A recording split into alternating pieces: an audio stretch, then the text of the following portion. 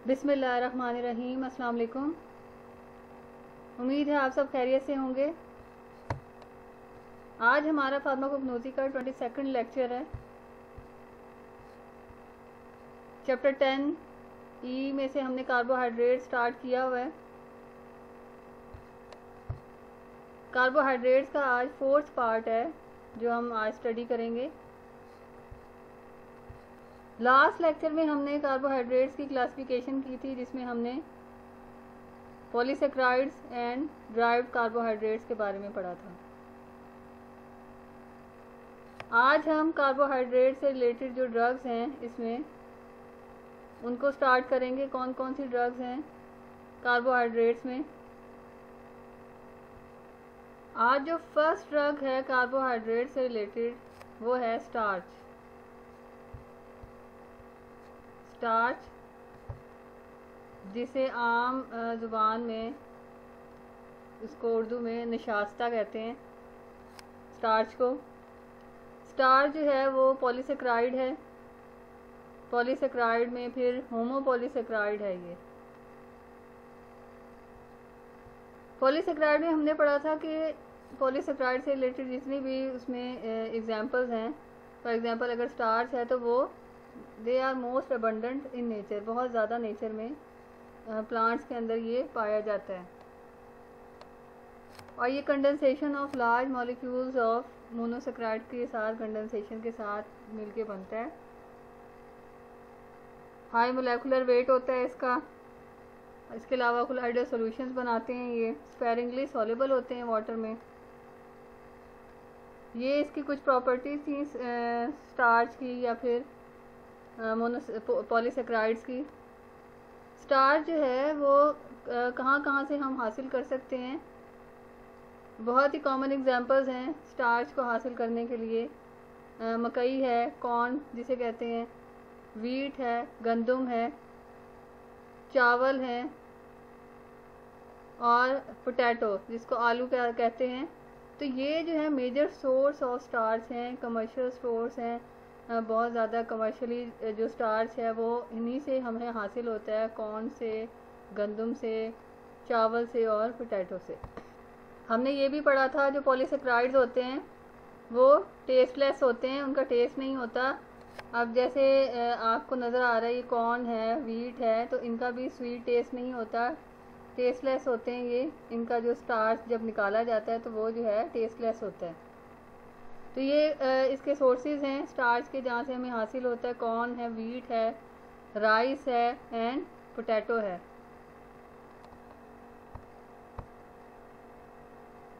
Biological source, biological source क्या है इसका? It consist of granules obtained from grains of. जब हम इसके स्टार्च लेते हैं तो ग्रेन्स में से, इनके दानों में से, तो वो जो है ग्रेन्यूल्स की फॉर्म में हमें मिलता है। ग्रेन्यूल्स पाउडर फॉर्म नहीं होता बल्कि दाने दाने से होते हैं स्टार्च के। It consist of granules obtained from grains of corn. Corn मकई है, इसका बोटानिकल ओरिजिन, इसके प्लांट को जिया मेज कहते हैं।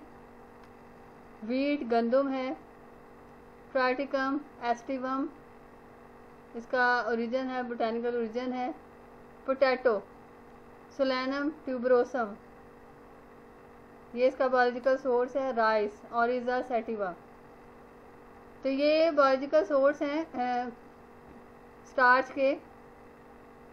कॉर्न है, वीट है, पोटैटो एंड राइस।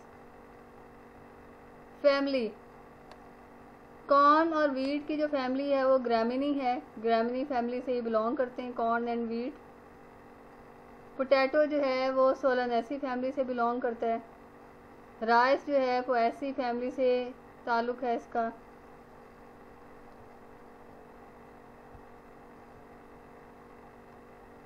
नेक्स्ट है स्टार्च के बारे में प्रिपरेशन। स्टार्च की जो प्रिपरेशन है उसको कैसे बनाया जाता है।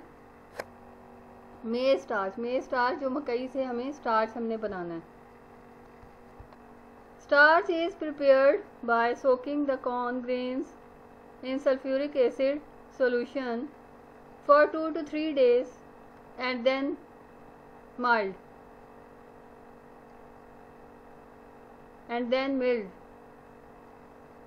Starch is prepared by soaking the corn grains. सबसे पहले स्टार्च को प्रिपेयर करने से पहले हमें उसके कॉर्न ग्रेन्स जो हैं, मकई के जो दाने जो हैं, मकई को सोक करना है, उसको भिगोना है सल्फ्यूरिक एसिड के सोल्यूशन में 2 से 3 दिन के लिए एंड देन मिल्ड।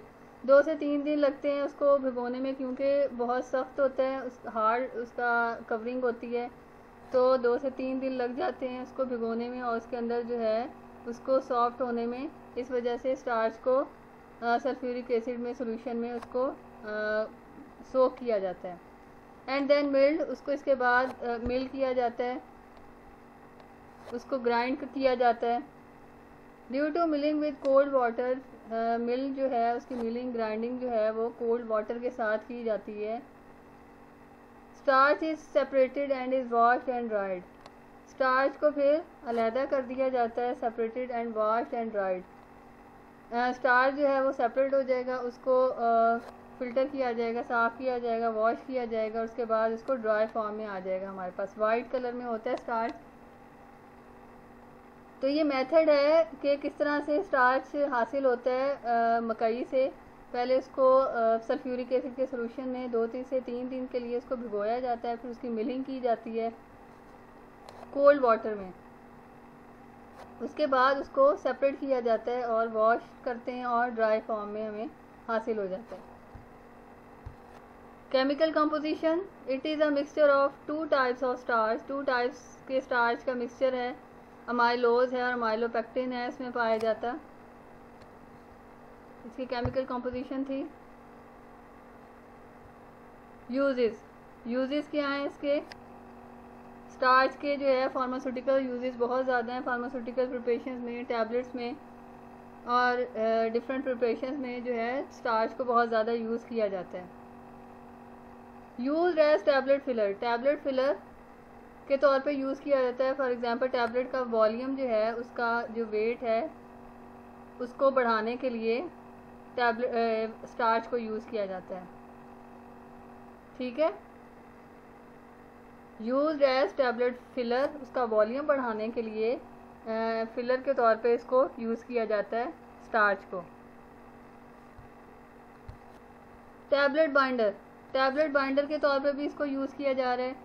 टैबलेट्स जो हैं उसमें सारे पाउडर फॉर्म में होते हैं, लेकिन जब हमने उसको टैबलेट की शेप देनी होती है तो उसके अंदर एडिशन होनी चाहिए कि वो आपस में चिपक जाएं और वो बाइंड हो जाएं।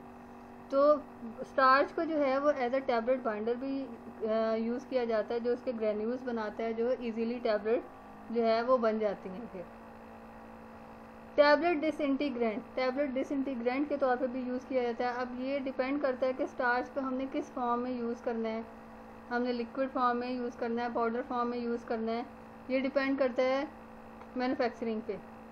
टैबलेट डिसइंटीग्रेंट के टैबलेट जो है जब हम उसको यूज़ करते हैं, जब स्टमक में जाती है तो वो उसको टूटना होता है, तो उसके अंदर स्टार्च जो है वो एज ए डिसइंटीग्रेंट का भी काम करता है, जिसकी वजह से जो टैबलेट है वो पानी में जाके वो टूटती है। डिमल्सेंट, डिमल्सेंट के तौर पे भी स्टार्च को यूज़ किया जाता है। इरिटेशन है उसको कम करने के लिए इसको डिमल्सेंट के तौर पे यूज़ किया जाता है। प्रोटेक्टिव के तौर पे, प्रोटेक्टिव जो है स्किन के ऊपर, इसको यूज़ किया जाता है। एब्जॉर्बेंट है, एब्जॉर्बेंट मीन्स कि लिक्विड जो है उसको सोक कर लेता है, लिक्विड को जो है लिक्विड को एब्जॉर्ब कर लेता है। ठीक है, ये इसके अंदर कैपेबिलिटी होती है स्टार्च में।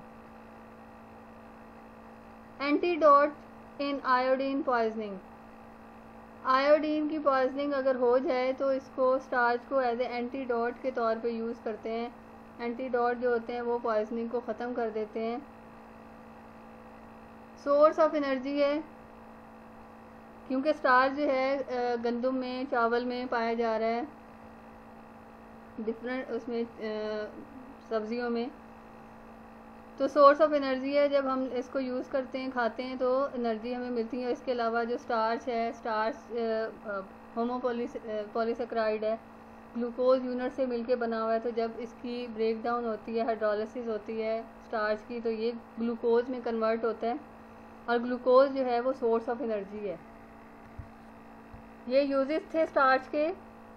Use as a tablet filler, tablet binder के तौर पे यूज़ होता है। टैबलेट डिसइंटीग्रेंट, डिमल्सेंट है, प्रोटेक्टिव है, एब्जॉर्बेंट है, एंटीडोट इन आयोडीन पॉइजनिंग के तौर पे यूज़ होता है।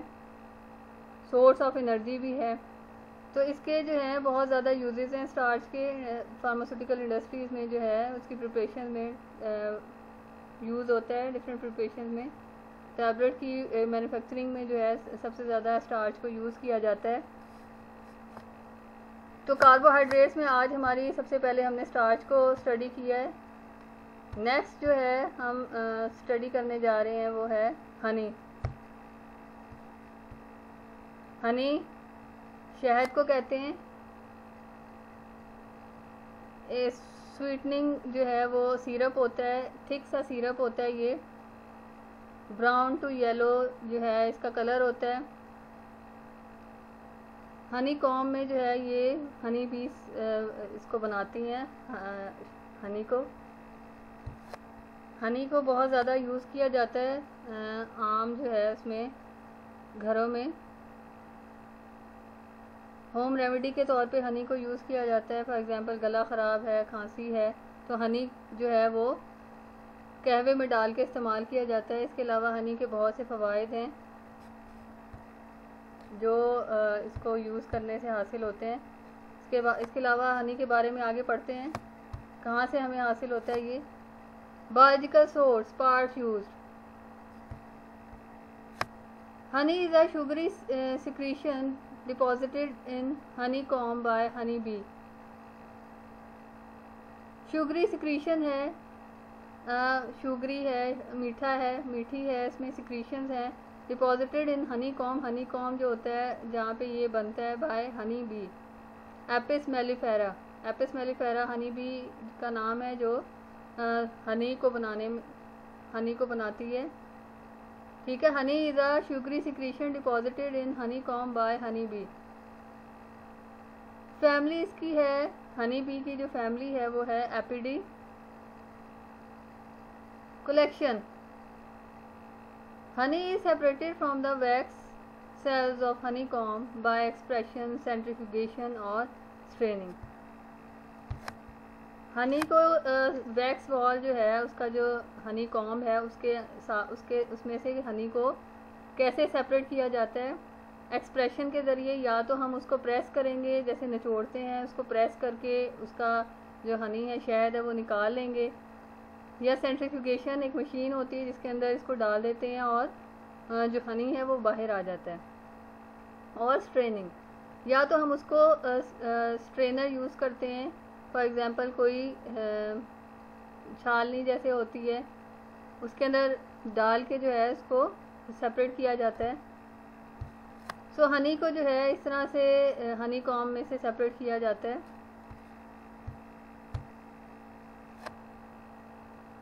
करैक्टर, इसकी प्रॉपर्टीज़ क्या है हनी की। Honey is thick syrupy liquid. Honey is thick syrupy liquid. Thick गाढ़ा जो है वो सिरप होता है। Light yellow to reddish brown colour, light yellow से रेडिश ब्राउन कलर होता है इसका। Honey is sweet in taste, sweet in taste है ये। It has characteristic odour, characteristic ख़ास किस्म की इसकी खुशबू होती है शहद की। ये इसकी प्रॉपर्टीज़ थी हनी की कुछ। केमिकल कंपोजिशन, केमिकल कंपोजिशन जो है वो बहुत ज़्यादा है इसकी। हनी के अंदर जो है बहुत से ग्लूकोज मोनोसेक्राइड्स जो हैं वो इसमें पाए जाते हैं। मोनोसेक्राइड्स एंड डाइसेक्राइड्स जो हैं वो हनी के अंदर मौजूद हैं। फॉर एग्जांपल ग्लूकोज है, ग्लूकोज इसमें पाया जाता है। फ्रक्टोज है, सुक्रोज है, डेक्स्ट्रिन है, वाटर है। इसके अलावा वोलेटाइल ऑयल भी थोड़ी क्वांटिटी में इसमें मौजूद होता है, पिगमेंट्स भी हैं। Plant part such as pollen grain. अब जो हनी बी जो है वो उसमें शहद इकट्ठा कर रही है, तो उसके साथ उसके पोलन ग्रेन्स फूलों के वो भी उसमें मौजूद होते हैं।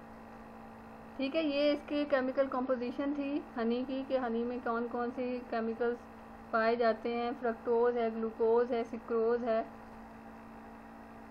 Dextrin, water, volatile oil, pigments, ये चीज़ें इसमें पाई जाती हैं। यूजेस। अब जो हनी है उसके फार्मास्यूटिकल एड के तौर पे इसको यूज़ किया जाता है। फार्मास्यूटिकल एड डिफरेंट चीज़ फार्मास्यूटिकल प्रिपरेशंस में जो है हनी को इस्तेमाल किया जाता है। न्यूट्रिएंट है, इससे हमें जो है न्यूट्रिशन मिलती है हनी से। फुल ऑफ न्यूट्रिएंट है Honey.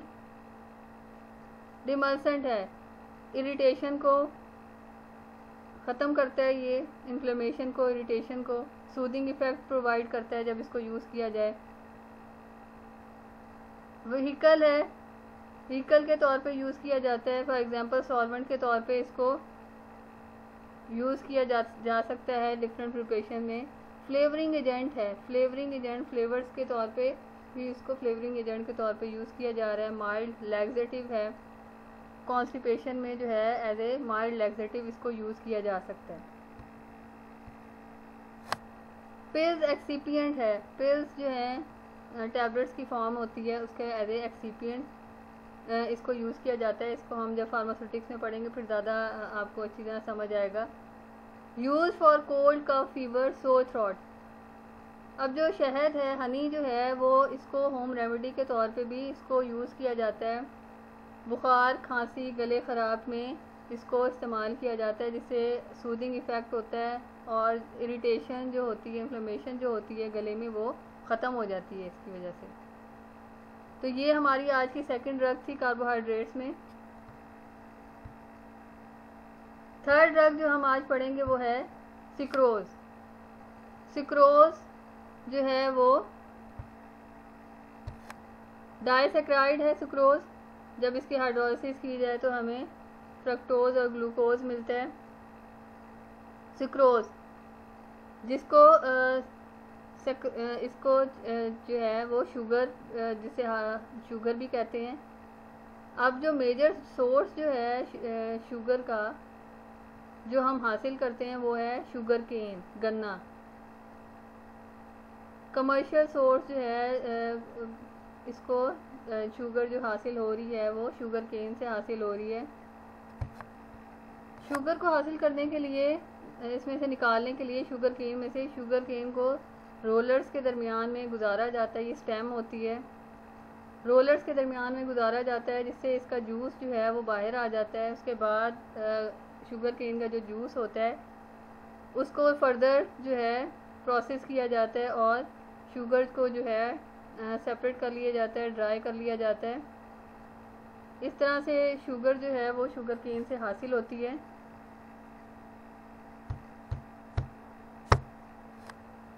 Sucrose biological source. Biological source part use किया है। Sucrose is a sugar obtain from saccharin officinarum. Saccharin officinarum या फिर इसको शुगर केन भी कहते हैं, जिससे हमें शुगर हासिल हो रही है। फैमिली इसकी है ग्रामिनी।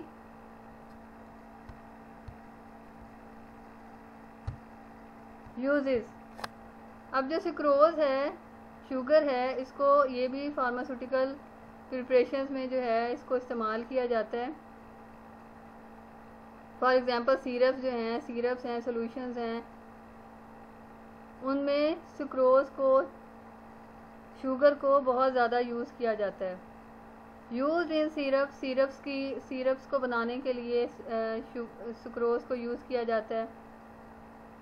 एज डिमल्सेंट के तौर पे इसको इस्तेमाल किया जा रहा है। न्यूट्रिएंट है, सोर्स ऑफ एनर्जी है, न्यूट्रिशन है, बॉडी में जो है वो एनर्जी प्रोवाइड करता है ये। It's concentrated solution is bacteriostatic and preservative. Concentrated solution जो है, थोड़ा थिक सॉल्यूशन जो होता है कंसनट्रेटेड, जिसमें सुक्रोज की कंसनट्रेशन ज़्यादा होती है, वो बैक्टीरियोस्टैटिक होता है, बैक्टीरिया की ग्रोथ वहाँ पे नहीं हो सकती, एंड प्रिजर्वेटिव, उसको महफूज बनाया जा सकता है। ठीक है, वो बैक्टीरियोस्टैटिक भी होता है और प्रिजर्वेटिव भी होता है इसका कंसनट्रेटेड सॉल्यूशन सुक्रोज का। Mask unpleasant taste, unpleasant taste जो है बुरा टेस्ट जो होता है, फॉर एग्जांपल बिटर टेस्ट है या टेस्ट अच्छा नहीं है किसी भी प्रिपरेशन का, फॉर एग्जांपल एलिक्सर्स हैं या फिर और कोई प्रिपरेशन है जिसमें कोई ऐसी ड्रग यूज़ की गई है कि उसका टेस्ट अच्छा नहीं है, तो हम सुक्रोज उसमें ऐड करेंगे उसका टेस्ट जो है वो ठीक करने के लिए।